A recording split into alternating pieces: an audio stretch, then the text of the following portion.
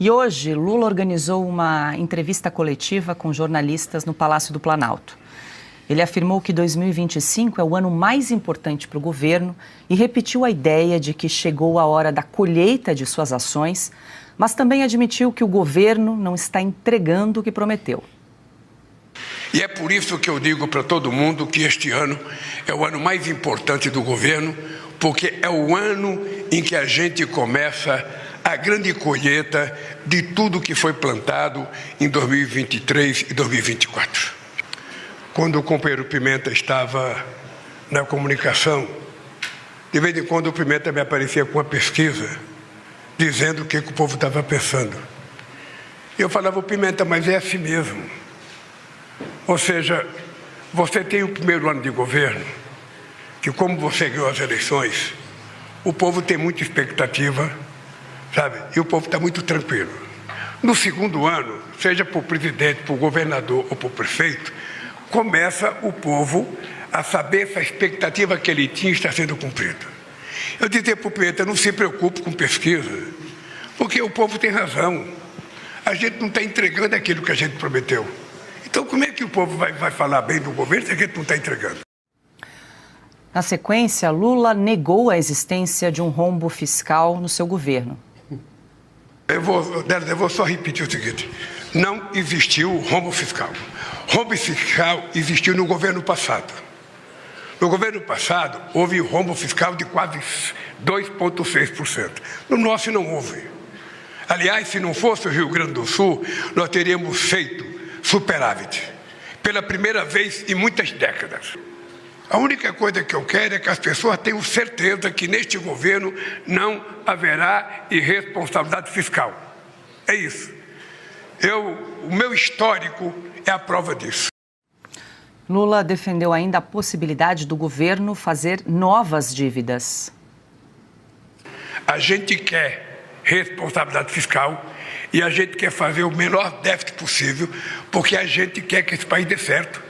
E eu disse para você, se a gente tiver que fazer uma dívida, é para a gente construir um ativo novo que vai ajudar esse país a ser melhor ainda. Então isso é pensado quando a gente prepara o orçamento. O orçamento, sabe, de 2025, e o orçamento vai ser aprovado, não foi aprovado ainda, sabe, com todas as restrições possíveis a qualquer gasto, mas nenhuma a qualquer investimento. Não tem outra medida fiscal. Veja, se apresentar durante o ano a necessidade de fazer alguma coisa, nós vamos reunir o governo e discutir. Mas eu posso te dizer que se depender de mim, não tem outra medida fiscal. O que nós vamos agora é pensar no desenvolvimento sustentável desse país.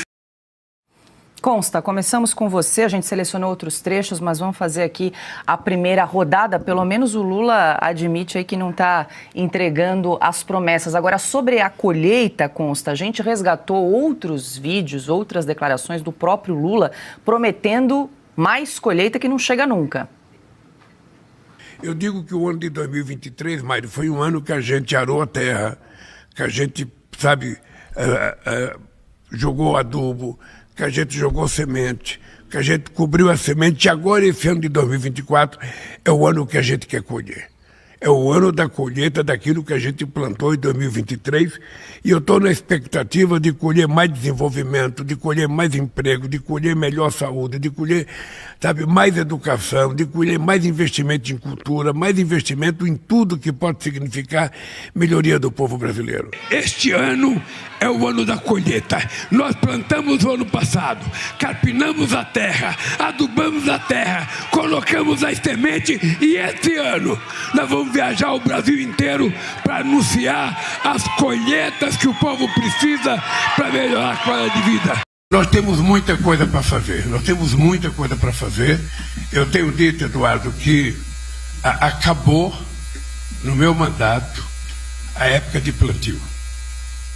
Nós já fizemos tudo o que nós tínhamos que fazer para consertar o que a gente recebeu e para plantar o que a gente tem que entregar.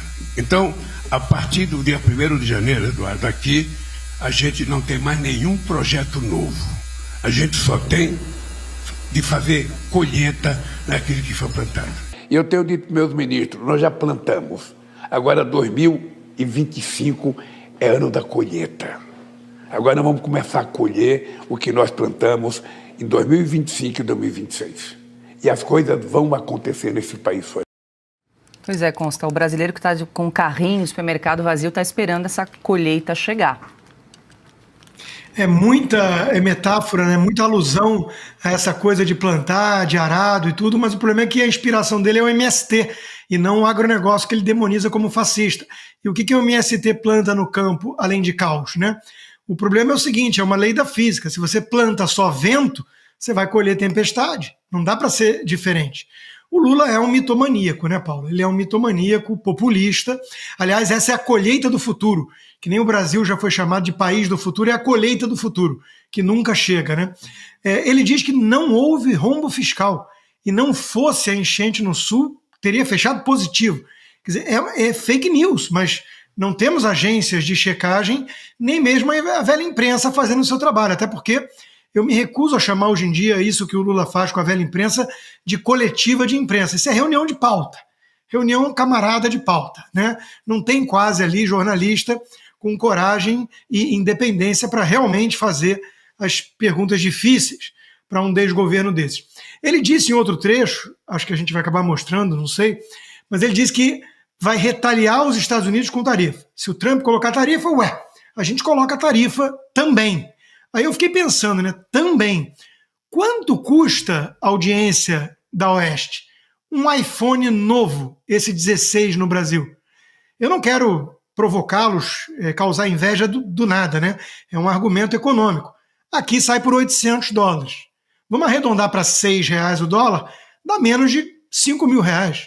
Eu escutei falar que estava acima de 10 aí no Brasil, né? Então, estranho, né? Chegar por mais do que o dobro o preço no Brasil, não é tarifa, deve ser ganância da Apple. É que quando atravessa a fronteira, não sei, talvez o clima, apesar de ser parecido com a Flórida e tudo, mas deve mexer com a ambição e o desejo de lucro da empresa. Deve ser isso, né? Por fim, o editorial do Estadão de hoje, né, Tucano, dizendo que a escolha de Gleisi para o ministério do Lula e tudo mostra que o Lula quer reforçar a ala radical do PT contra a ala moderada. E aí você fica pensando, quando você vê esse discurso mentiroso do começo ao fim, demagógico, do começo ao fim do Lula, né? Quem seria a ala moderada do PT? O Haddad?